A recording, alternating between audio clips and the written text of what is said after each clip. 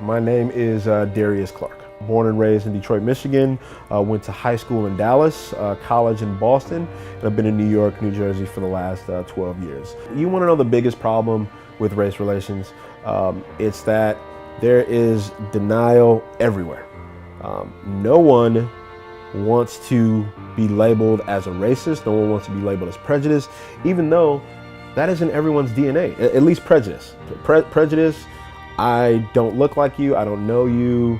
Because of that, there is a difference between us that is more difficult to overcome than people that look exactly like you. And the issue with white people in America is that there is no acceptance of the realities of race. It starts to sound like, okay, like, you know, I get it, you're a conspiracy theorist, and people just kind of wash over the conversations that you're trying to have.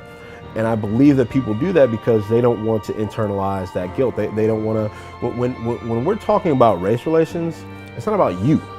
It's not about what you personally did. People don't want to have the conversation about race because they think it points at them. Just because you voted for Obama and then you cross the street when a black guy's walking down the street, or you clutch your purse in the elevator, that's still something that you need to accept. That you need to look yourself in the mirror and say, I am afraid of black people. Hope is something as a black person you know to appreciate when it's there, but don't expect it. You know, the police brutality or the police overstepping, or you know, situations where even though things are caught on camera, it's still not enough evidence. That is a reflection of the society as a whole. Being the black guy, you can't be the angry black guy. So you can't be as boisterous as Trump. You definitely can't have as checkered a past as Trump. Trump is a white guy in America, so he can do whatever the fuck he wants to do. Grab pussies, and he can do all that stuff.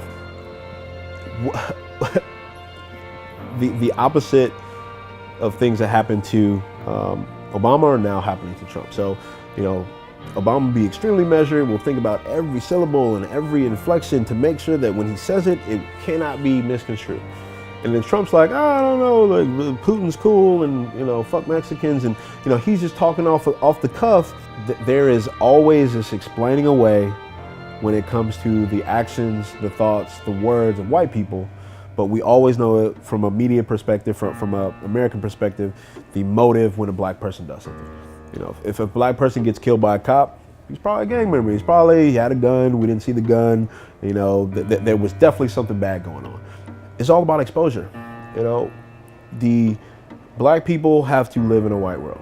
White people do not have to live in a black world. And white people in America are the only people who have that privilege to, you know, live within a bubble that everyone else has to assimilate to. The America that I want my girls to live in is to go to a school that looks like the United Nations, because you understand that there's probably someone exactly like you who looks nothing like you. And so the more experiences that we can have like that in the formative years, I think it's only going to be positive for the country.